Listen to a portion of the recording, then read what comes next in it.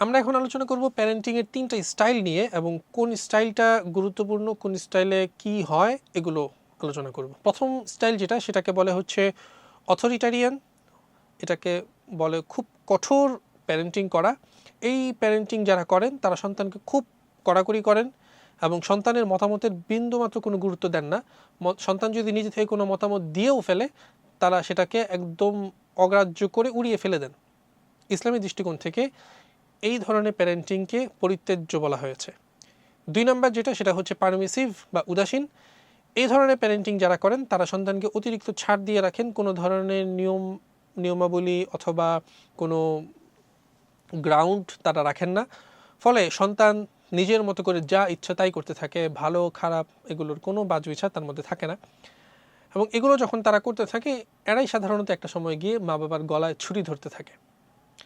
অবশ্যই ইসলামী দৃষ্টিকোণ থেকে এটা পরিত্যাজ্য এবং এটাও করব না। আমরা ইসলামী দৃষ্টিকোণ থেকে যেটা পদ্ধতি, নবী পদ্ধতি, সেটাই করব এবং সেটা হচ্ছে স্নেহ ও শাসনের সমন্বয় এবং সন্তানদের সাথে আলোচনা করে, মাশওয়ারা করে, পরামর্শ করে বিভিন্ন ধরনের সিদ্ধান্ত নেওয়া। এটার কারণে সন্তানের সাথে ভালো একটা সম্পর্ক তৈরি হয়, তাদের মধ্যে চমৎকার কালচার তৈরি হয়, তারা ধর্মীয়ভাবে বেড়ে ওঠে এবং জীবনের শেষ পর্যন্ত তাদের মা বাবার সাথে ধর্মের সাথে সুন্দর একটা সম্পর্ক থেকে থাকে।